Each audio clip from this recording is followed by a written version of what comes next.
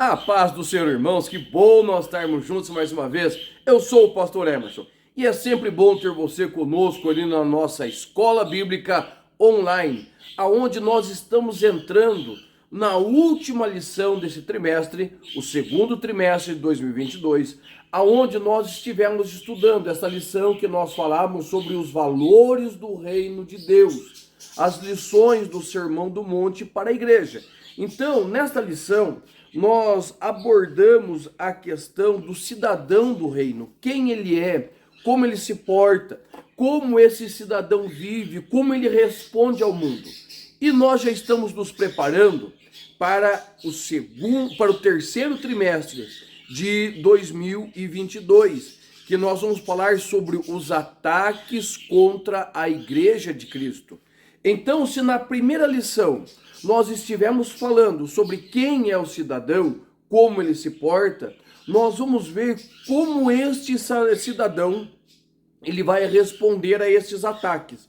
Então eu espero que você esteja conosco. Muito obrigado, você que é inscrito no canal, você que nos acompanha, por estar conosco esses 3 meses. E nós temos muitas novidades para esse terceiro e quarto trimestre aí de 2022, nós temos novidades chegando que vão abençoar a sua vida e o seu ministério, tá bom? Então vamos lá para a nossa lição. A lição de número 13, ela vai trazer o seguinte tema: a verdadeira identidade do cristão. Nosso texto áureo está em Mateus capítulo 7, versículo 21, que diz assim: nem todo que diz Senhor, Senhor, entrará no reino dos céus, mas aquele que faz a vontade de meu Pai que está nos céus. Mateus capítulo 7, versículo 21. A verdade prática diz assim: no reino de Deus, não basta ouvir para se identificar com o Salvador. É preciso praticar o que se aprendeu. Então, o que você precisa compreender e passar isso para os seus alunos? Que o reino de Deus é muito mais do que teoria, do que fala, do que lições que estão contidas num livro. O reino de Deus, ele é uma prática diária, é uma prática, é uma vivência. Nós temos aí grandes religiões do mundo, montadas sobre filosofias. E essas filosofias são ideias quase que inatingíveis de perfeição, de uma vida que você precisa se afastar do mundo, se isolar em mosteiros, em grutas e lugares assim, para quê? Para que você se assemelhe ao Deus dessa religião. No cristianismo, certo? Na nossa vivência cristã, para você ser um verdadeiro cidadão do reino, você não pode se isolar, mas você tem que praticar aquilo que você está aprendendo. Tudo que Jesus nos ensinou, nós vimos isso desde a primeira lição, tudo que Jesus nos ensinou é para que nós tenhamos uma vida e uma vivência prática, ouvindo e praticando a palavra de Deus. Então, tanto a verdade prática quanto o texto áureo, eles trazem para mim e para você esta ideia, esta noção da necessidade de vivermos aquilo que aprendemos e aprendermos cada vez mais para irmos chegando à altura, à estatura de Cristo, como? Colocando em prática tudo aquilo que ele nos tem ensinado. No nosso primeiro tópico, nós temos o seguinte título: a condenação dos falsos seguidores de Jesus. Ou seja, nós vamos olhar o quê? E nós vamos ver que muitas pessoas estavam seguindo Jesus, distantes, de longe, sem querer se revelar. Nós temos 2 exemplos disso. Um está no capítulo 3, outro está no capítulo 19. Um é Nicodemos, outro é José de Arimateia. E os 2 textos vão dizer que eles estavam ocultos, que a fé deles em Jesus estava oculta, porque eles não queriam se revelar, devido no caso de Nicodemos, ele tinha uma alta posição no Sinédrio. José de Arimateia, ele era um senador, ele era um político, então ele estava ali na cúpula de Herodes. Então, tanto um quanto o outro, eles não queriam se identificar claramente com Cristo. Eles criam em Cristo, eles olhavam para Cristo, eles entendiam o que Jesus falava, mas eles não colocavam em prática a sua vida cristã. Diferente de Pedro, que quando confrontado ali no momento da crucificação, por mais que ele tenha negado a Cristo, o seu jeito de falar, o seu jeito de andar, as suas respostas, eles deixavam muito claro quem ele era, quem ele estava seguindo. E isso, irmãos, que nós precisamos compreender, que quando nós olhamos para Nicodemos, certo? Ele vai ter um longo e um dos mais belos discursos de Jesus, está ali na questão de Nicodemos, sobre a nova vida, sobre esta vida cristã, essa vida crucificada, esse novo nascimento, certo? É a conversa que nós temos de Jesus e Nicodemos. Entre Jesus e José de Arimateia, nós não temos conversa nenhuma. Nós temos apenas a citação lá em João 19, capítulo 19, a partir do versículo 38, aonde José de Arimateia cede o seu sepulcro.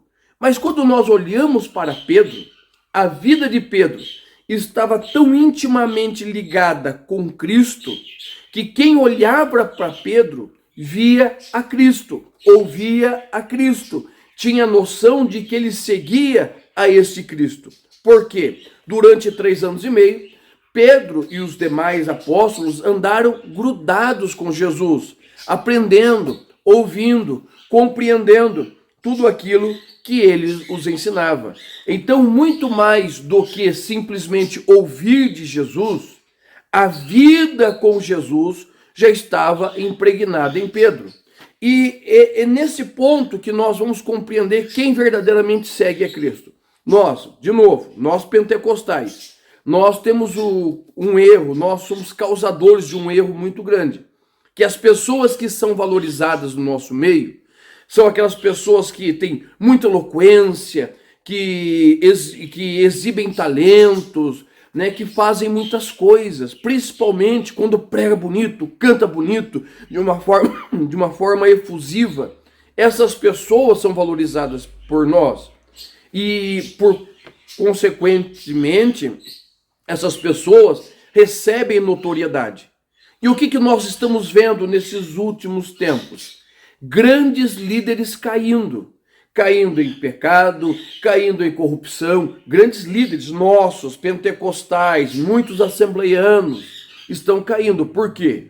Porque na nossa concepção, aqueles que operam sinais, operam maravilhas, que realizam grandes feitos, eles têm algo especial de Deus. E muitas vezes, irmãos, muitas vezes, tudo isso não passa de engodo. Eu tive uma experiência muito triste, bem no começo do meu ministério, que eu trouxe um cantor e uma pregadora, eles eram, né, até que famosinhos na época, né, e eles pararam em casa. Eles pararam na minha casa, e daí tinha o meu quarto, o quarto da minha esposa, tudo, o da minha filha, dos meus filhos, né, e nós tínhamos um quarto onde ficava a minha biblioteca, meu computador e também era o quarto de hóspede. Quando nossa, pregaram muito, e é aquela coisa, e cantaram muito, e fizeram o céu descer na terra. Primeiro, que já começou a chatear, porque eles vieram, já eram conhecidos, amigos, vieram para ficar uns dias em casa, tá?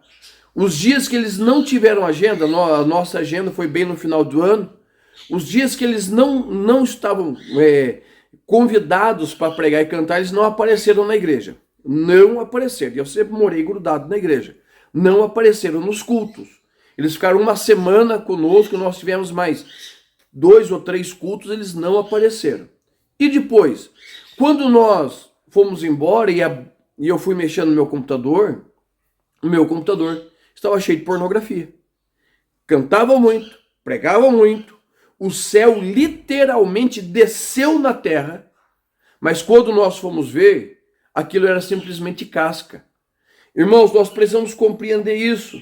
E nós pentecostais, nós precisamos entender que a vontade de Deus para nós, a vontade do Pai para nós, é que nós sejamos semelhantes a Cristo, que nós venhamos a viver com Cristo e para Cristo.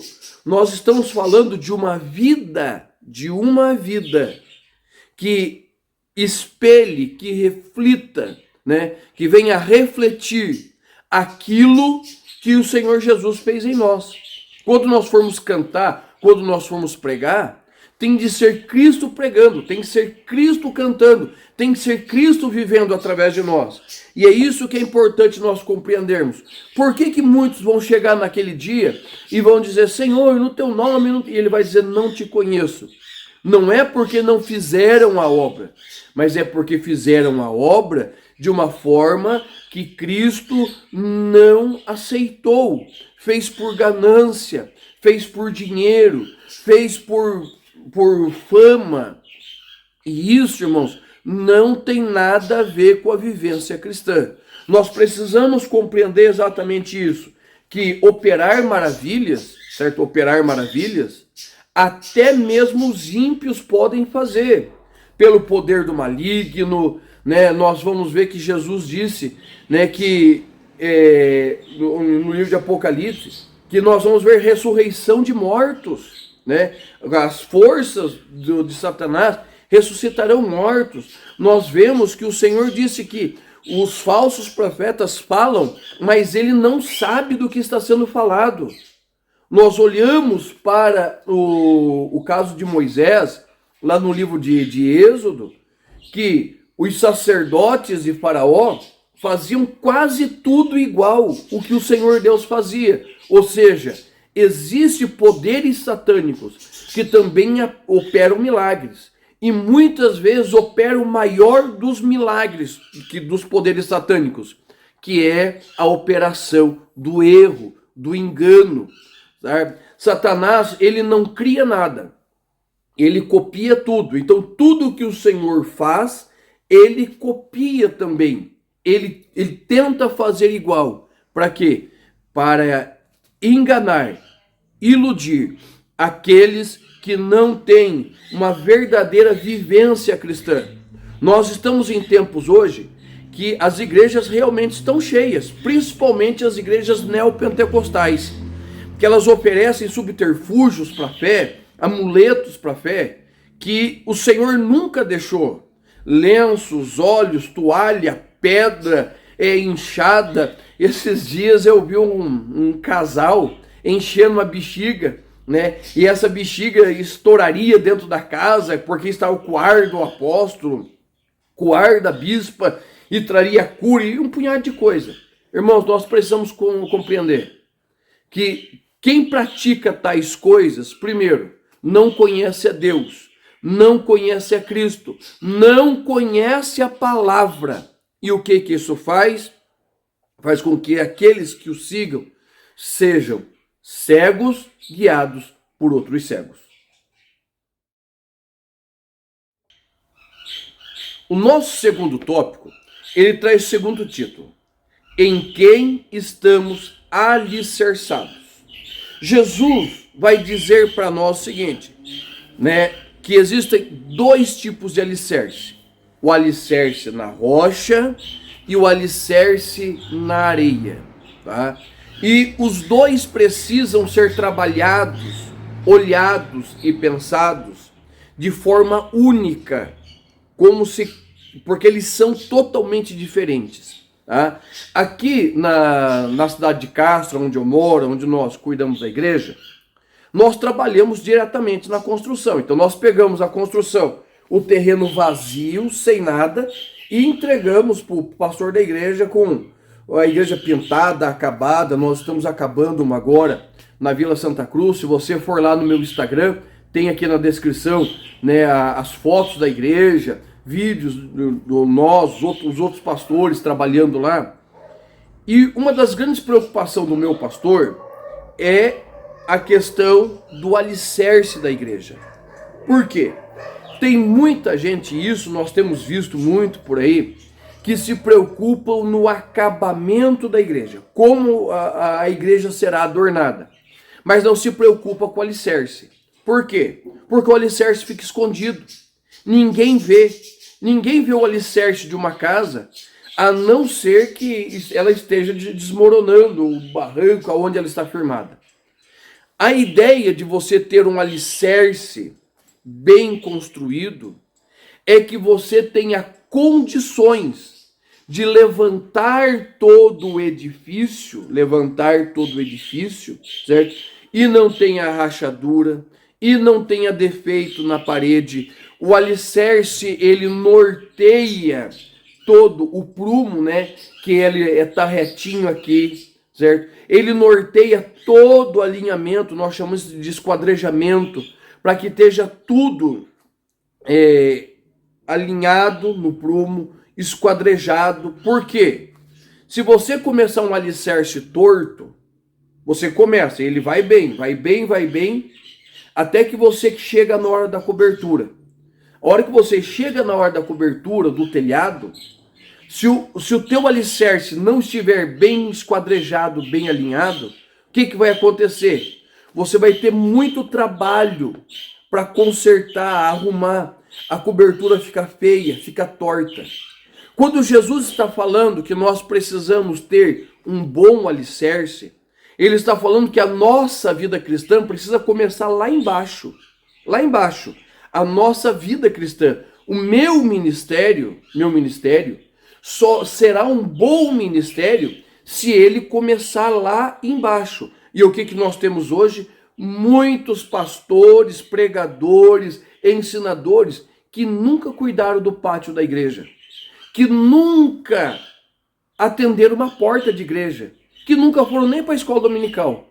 E daí estão pregando, estão ensinando, sabe? Irmãos, quem olha a igreja do púlpito, quem olha a igreja do púlpito para a porta, ele vê somente ovelhas para serem tosquiadas, carne para alimentar.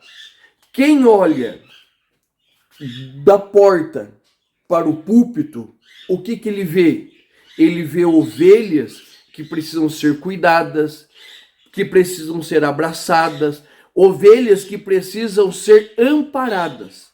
É por isso que todo obreiro precisa começar da porta, para depois chegar no púlpito. Porque quando ele assim fizer, ele vai conhecer as ovelhas de Cristo, saber o nome, as necessidades. E quando ele chegar no púlpito, ele vai ser humano com as ovelhas que Jesus lhe deu. Então, a questão do alicerce é muito séria. Nós precisamos compreender a questão do alicerce. Tá? O alicerce, qual é o nosso alicerce? É Cristo. Vamos lembrar de Filipenses capítulo 5, vai dizer que ele esvaziou-se descendo a terra em forma de homem, certo? Ele esvaziou-se, ele humilhou-se tomando a nossa forma. Para quê? Para conhecer as suas ovelhas, não somente olhando elas do céu, mas olhando elas da terra para o céu. É a visão da porta para o púlpito.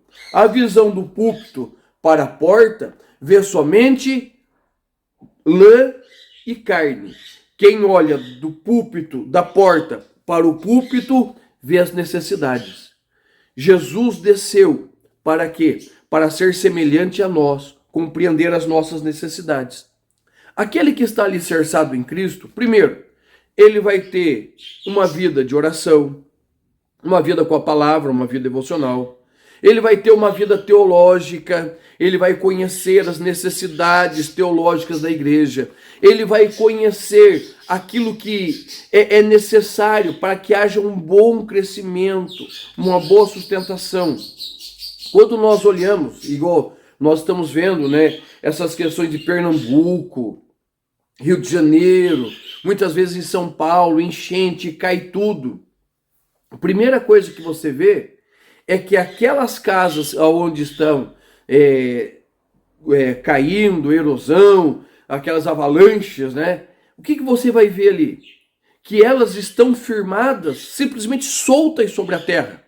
Elas não têm alicerce, não tem nada que lhes ligue à rocha. Então nós precisamos compreender isso. Toda construção precisa o quê? Estar firmada em Cristo, na rocha. Porque se nós estivermos alicerçados na areia, certo? Primeiro, a areia ela é levada à sombra do vento, certo? O vento vai soprando e ela vai indo junto, ela vai sendo levada pelo vento. Muitos crentes estão sendo conduzidos pelo vento, né? E dizendo que isto é coisa de Deus, o Senhor leva para onde... Não, irmãos. Nós precisamos estar firmados em Cristo. Meu avô, minha avó sempre dizia assim, pedra que muito rola não cria limbo. Ou seja, ela não se fixa em um lugar. Daí nós temos muitos crentes que não se fixam na doutrina, não se fixam em igreja, não se fixam em departamento, não se fixam na sua chamada. Eles estão constantemente mudando, porque eles não estão firmados na rocha. Aqueles que estão firmados na areia, eles são suscetíveis a sofrer com as intempéries. Aquele que sofrer, quando eu falo sofrer, eu falo em decair, perder o seu posicionamento, perder a sua estrutura. Porque aqueles que estão firmados na rocha, eles vão sofrer as intempéries e vento e tempestade, eles vão sofrer, mas eles não serão abalados. Olha na igreja que você congrega. Dá uma olhada bem exegética, bem clara. Olhe para a tua igreja e veja. Os irmãos que mais reclamam das lutas são aqueles que têm menos comprometimento com a igreja. Vem de vez em quando, não participa de uma escola bíblica, não participa de um culto de ensino. Aonde que ele está? No culto de ceia, né, uma vez por mês, e em um outro culto. Eles não têm firmeza. Tá? E daí qualquer sombra de doutrina, qualquer dificuldade abala essas pessoas. Jesus vai deixar muito claro que nós precisamos ter uma prática cristã. Essa prática fala de uma vivência contínua e constante. Essa prática fala de estar constantemente ao lado do Senhor. Então eu quero te convidar, certo? A alicerçar ainda mais a sua vida em Cristo Jesus. Eu quero te convidar a alicerçar a sua vida na rocha que é Cristo. E o nosso último tópico da revista, da lição e também da revista, diz assim: Jesus, a nossa verdadeira identidade. Olha só, nós cantamos muito sobre sermos a semelhança de Cristo, termos a identidade de Cristo. Nós temos cantado muito, né, na nossa geração esta questão da identificação. Mas muitas vezes aquilo que nós estamos cantando não está na nossa prática, certo? Qual é a nossa identidade em Cristo? Como que nós nos identificamos com Ele? Jesus vai dizer, vocês vão ser meus amigos quando fizerem o que eu mando. Pronto. Ponto e vírgula, ponto final, acabou a história. Primeiro, nós somos semelhantes a Cristo quando obedecemos. Lembra de Jesus no Getsemane? Jesus estava lá orando, angustiado, e ele vai orar ao Pai, vai dizer, Pai, se possível, passa de mim este cálice. Entretanto, seja feita a tua vontade. Quando nós nos identificamos com Deus, com Cristo, quando nós fazemos a vontade de Cristo, quando nós nos identificamos com Cristo, quando fazemos a vontade de Deus, Jesus vai dizer bem claro, falou, eu faço a vontade do meu Pai. A identificação quer dizer você olhar para certa pessoa e você dizer assim, não, eu quero ser igual a ele, eu quero seguir os passos dele, eu quero viver como ele, viver como ela. Tá? E é esse o grande problema da nossa geração. Nós cantamos que queremos ser igual ao Senhor, nós cantamos que queremos viver igual ao Senhor, mas cada vez mais nós estamos vivendo distante deles, distante da palavra, distante do relacionamento. Nós cantamos que vem Espírito Santo como labareda de fogo, que o meu DNA, que a digital do Senhor está em nós. Nós cantamos tudo isso. Mas a nossa prática é diferente. Quando que o Senhor se mostrou semelhante a Deus? Quando ele começou a realizar os atos de Deus. O que o Senhor operava no Antigo Testamento, Jesus operou. E qual é o nosso chamado? É fazer as coisas que Jesus fez. Pregar a palavra, curar os enfermos, repreender os demônios, ensinar as pessoas, guiá-los no reino. Esse é o meu chamado, é o teu chamado.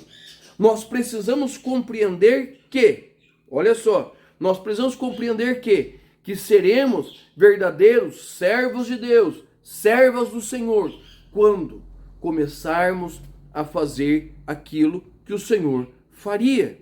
E não somente dentro da igreja, principalmente fora da igreja. Porque se você olhar bem claramente, o ministério de Cristo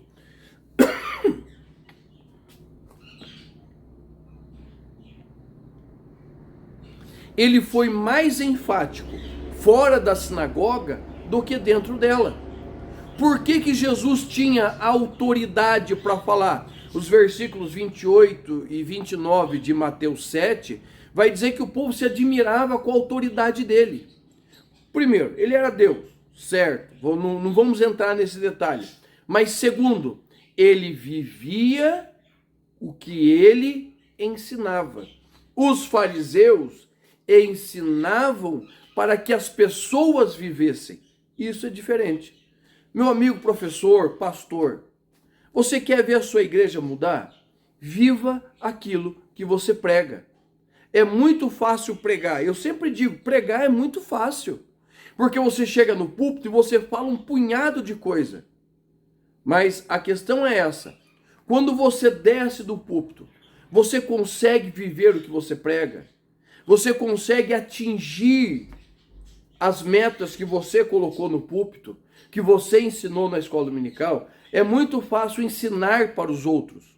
Difícil é viver o ensino. Por que Jesus fazia diferente? Porque o ensino de Jesus era recheado de prática, era recheado de uma vida cristã firme e sólida. Então a nossa identidade, a nossa visão de Cristo e com Cristo está onde? Em seguirmos os seus passos, sermos iguaizinhos a Ele. Amo Gálatas capítulo 2, versículo 20, que Paulo vai dizer assim: eu já estou crucificado com Cristo, e vivo não mais eu, mas Cristo vive em mim. E a vida que agora vivo, vivo-a na fé do Filho de Deus. Isso é identificação. Eu confesso dizer que é muito difícil atingir esse nível, esse patamar. Mas eu sei que não é impossível. Então todos os dias eu, Emerson, eu estou lutando para ser semelhante a Cristo, abandonando práticas, abandonando situações, para quê? Para que eu possa atingir a estatura do varão perfeito, que é Cristo. Então, quando você estiver vivendo, viva como se você fosse Cristo. Cristo anda na terra por você, através de você. Cristo conversa, Cristo negocia através de você. Cristo vive em nós através do Espírito Santo. E nós precisamos dar testemunho desta vida cristã, tá bom? Deus te abençoe. Muito obrigado por estar conosco esse mês, esses 3 meses. E eu espero que nesse próximo trimestre nós possamos firmar ainda mais essa parceria. Deus te abençoe, em nome de Jesus.